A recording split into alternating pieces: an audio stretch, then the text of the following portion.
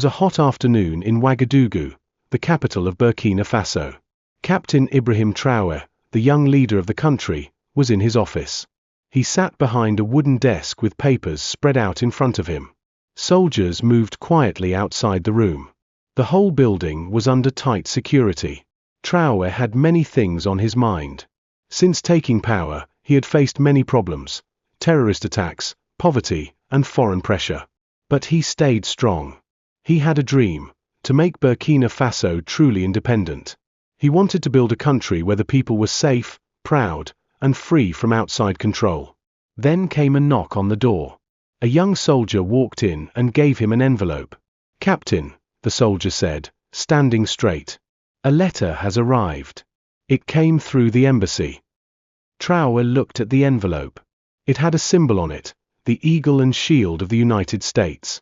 His face became serious. He opened it slowly. The letter inside was from AFRICOM, the United States Africa Command. AFRICOM works with African armies. On paper, they say they help African countries fight terrorism and train soldiers.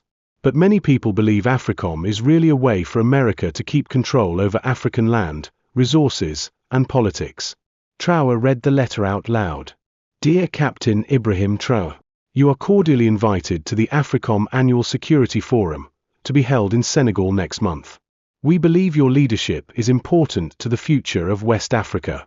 We hope you will share your thoughts with us and help build stronger cooperation between Burkina Faso and the international community. Sincerely, General James Albright, Commander, United States Africa Command." Traoré raised his eyebrows. He put the letter down and looked out the window. The sun was shining over the city, but his mind was cloudy. "Why would they invite me?" he thought. "They know I do not support them. They know I speak against their presence in Africa. Are they trying to trick me? Or are they trying to change me?" He stood up and began to pace the room. Traoré had spoken clearly many times. He didn't want foreign military bases in Burkina Faso. He believed that foreign powers, especially former colonizers, were using Africa for their own gain. France had been the main power in Burkina Faso for years.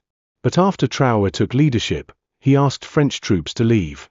Many people in his country supported that decision. They were tired of seeing foreign flags flying in their land. Now, AFRICOM, a group close to the United States, was inviting him to a security meeting. Traoré called for a few of his advisors. When they came in, he showed them the letter. One advisor read it and frowned. "This is strange," he said. "They know you don't agree with their presence in the region. Why would they ask you to come?" Another advisor added, "Maybe it's a test. They want to see if you are truly committed to your words. Or maybe they want to offer you something: money, weapons, promises." Traoré nodded slowly. He understood how foreign powers worked. They never offered anything for free. There was always a hidden cost. He looked at the letter again. The words were polite. The tone was soft. But Traoré could feel the pressure inside it. It was as if they were saying, "Join us, or stay alone." He sat down and held the paper in both hands. He thought of the young men and women who believed in him. He thought of the soldiers who died fighting terrorists. He thought of the farmers, teachers, and mothers who just wanted peace and respect. "Should I go?" he asked the room. "Or should I send a message without going?" No one answered right away. It was not an easy question. Some leaders might go, hoping to be seen as peaceful. Others might reject it and risk more tension with powerful countries. But Traoré was different. He was not looking to please the world. He was looking to protect his country. He folded the letter carefully and placed it on the table. "We will not rush this decision," he said. "But remember, AFRICOM is not our friend. They are our guests when we allow them, and our enemy when they try to control us." The room was quiet. Everyone understood the weight of the moment. Traoré had been invited to the table of his biggest enemy. Now, the whole world would watch what he would do next. Captain Ibrahim Traoré sat in his chair, thinking deeply about the letter from AFRICOM. The room was quiet. Only the soft sound of a fan could be heard. Outside, the sun was going down, casting a red glow over Ouagadougou. The AFRICOM invitation kept going through his mind. Why now? Why him? Traoré was not like many African leaders before him. He was young. He came from a military background. He had not grown up rich or in power. He came from the people. He knew the struggles of poor families, of young boys who joined the army because they had no other way to survive, and of villages that lived in fear of armed groups and terrorists. But the biggest struggle he saw was foreign control, the quiet chains that never left, even after colonialism ended. It was in the aid that came with strings. It was in the military bases that answered to Paris or Washington, not Ouagadougou. It was in the leaders who looked outside Africa for help, instead of joining hands with their neighbors. When Traoré became president, he wanted to break the old system. He believed in Pan-Africanism, Africa helping Africa. That is why he started talking with Mali and Niger, two other countries that were also fighting terrorism and trying to take control of their own future. These three countries decided to work together. They wanted to share intelligence, train soldiers, and protect their borders, without foreign armies watching over them. One of Traoré's biggest decisions was telling French troops to leave Burkina Faso.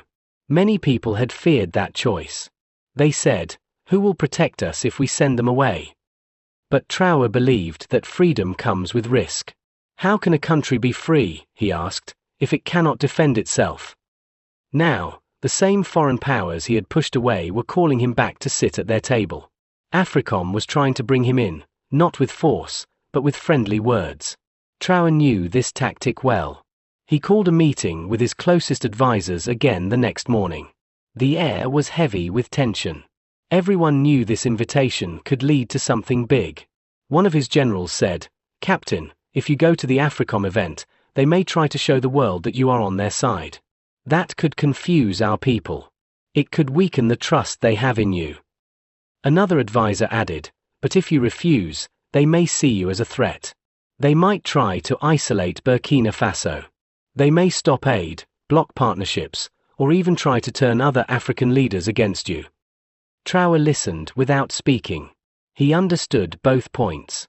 He had seen what happened to other leaders who stood up against powerful countries. Some were removed.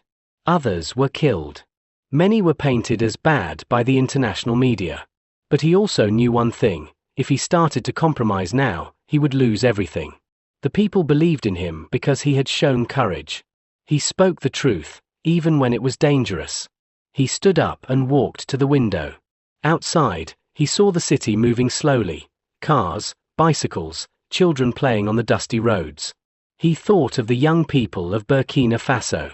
They were tired of empty promises. They wanted leaders who spoke for them, not for foreigners. He turned back to his team and said calmly, "Let them call me what they want. Let them offer aid, gifts, or threats.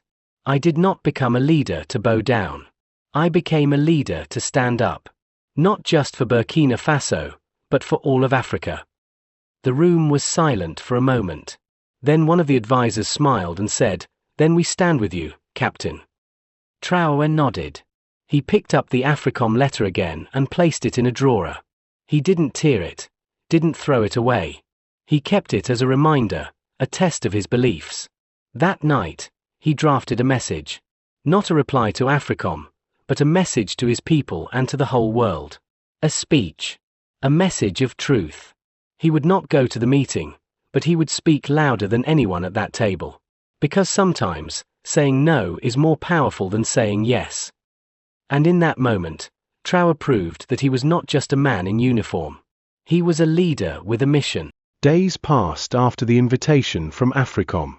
The letter sat quietly in a drawer in Captain Ibrahim Traoré's office. But the idea behind it grew louder each day.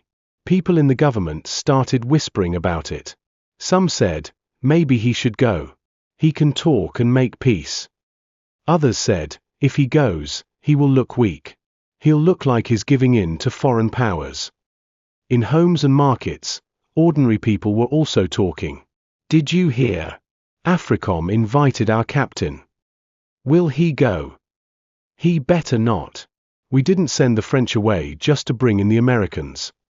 Traoré heard the voices. He always listened to the people. He didn't live far away in a palace like some presidents. He lived simply, ate simple food, and walked among soldiers and civilians alike. He was one of them. But the decision he had to make now was not simple. He sat alone late into the night, thinking. On his desk were photos, young soldiers, children in schools, farmers in their fields. These were the people he served. He thought about other African leaders who had faced similar moments. Some had stood up against foreign control and were later removed. Others had joined foreign powers and became rich, but their people stayed poor. He remembered what happened to Thomas Sankara, the former revolutionary leader of Burkina Faso. Sankara had tried to free the country from foreign debt and foreign control. He rode bikes, planted trees, wore simple clothes, and said, "He who feeds you, controls you." But Sankara was killed. Many believed foreign powers were involved. Now Traoré faced a similar choice. He called for his speechwriter and his communication team. "Prepare a national address," he said. "I will not go to AFRICOM. But I will speak, to the people, to Africa, and to the world." The next day, radio stations and TV channels across Burkina Faso announced a major speech. Social media lit up. Young people especially were excited. They had been waiting to hear what their captain would say. That evening, the whole country tuned in. Traoré appeared on TV in his military uniform. Behind him was the flag of Burkina Faso and a map of Africa. His voice was calm, strong, and full of truth. "My brothers and sisters of Burkina Faso. A few days ago, I received a letter from AFRICOM, an organization that represents the military interests of the United States in Africa. They invited me to speak at their event. I have thought carefully. I have listened to my advisors, and more importantly, I have listened to you, the people. My answer to AFRICOM is this. No. Burkina Faso will not attend. We are not against peace. We are not against dialogue. But we are against any form of control that comes in the name of help. We believe in African solutions to African problems. We believe in brotherhood with our neighbors, not in begging powerful countries for protection. We believe that if we do not defend our land, no one else will do it for us without asking for something in return. We thank AFRICOM for their invitation, but we are building a new path, one of sovereignty, dignity, and unity." He paused, then looked directly into the camera. "To the youth of Africa, do not be fooled by gifts that come with chains. Do not trade your future for false promises. Stand tall. Build your nations. We are not poor. We are rich, in land, in people, in courage. And now, we must learn to stand on our own feet." The speech ended. There was silence for a moment, then a wave of applause, cheers, and celebration. In the streets, people chanted his name. On social media, the video of his speech was shared thousands of times. Across Africa, youth groups, freedom fighters, and even some leaders praised his decision. Traoré did not go to IBRAHIM's meeting, but he made a louder statement than anyone who sat at their table. He had chosen honor over comfort, truth over fear, and Africa over foreign power. And with that one speech, he reminded everyone. Sometimes the strongest voice comes not from saying yes, but from the courage to say no. After the speech, the air in Burkina Faso felt different. People walked through the markets with pride. Soldiers stood taller at their posts. Children in classrooms spoke about the captain who had stood up to a world power and said, "No." Ibrahim Traoré had done something rare. He had spoken clearly, with no fear. His words were not just for Burkina Faso, they were for all of Africa. In Mali, young people cheered. In Niger, crowds gathered to play his speech on speakers. In Ghana, Chad, Congo, and even far-off parts of South Africa, people shared videos and messages. They called him the voice of the new Africa. Across the ocean, in offices in Washington, Paris, and Brussels, people were talking too. They didn't cheer. They were concerned. "This man is different," they said. "He is not asking for help. He is telling us to leave." Some media tried to make him look like a dictator. They said he was dangerous, too bold, too young, or too close to countries like Russia. But many Africans saw through these games. They knew what it meant when the West tried to silence or shame a leader. It meant that leader was doing something right for his people. AFRICOM held their event as planned. They sat at long tables, gave speeches, and smiled for the cameras. But something was missing. Everyone noticed the empty chair where Ibrahim Traoré was supposed to sit. One journalist whispered, "That chair is not empty, it is full of truth." Back in Ouagadougou, Traoré returned to work. He didn't care about praise. He didn't seek headlines. He met with farmers, soldiers, and teachers. He kept building the vision of a strong, free Burkina Faso. He focused on training local soldiers, improving schools, and creating jobs for the youth. He joined forces with other African nations who wanted real independence, not more partnerships that only benefited the powerful. People began to call it a new movement, Africa rising from within. One young student wrote on a wall in chalk, "We do not need guests to guard our homes. We need brothers to build them." That message, like Traoré's speech, was simple, but powerful. Not everyone agreed with him. Some leaders stayed quiet. Some feared what might happen if they followed his path. But the idea had already spread, like a fire that couldn't be put out. Ibrahim Traoré had been invited by his worst enemy to sit at a table that was never meant to serve Africa. He refused the seat, but he built his own table, one where only truth, courage, and unity were invited.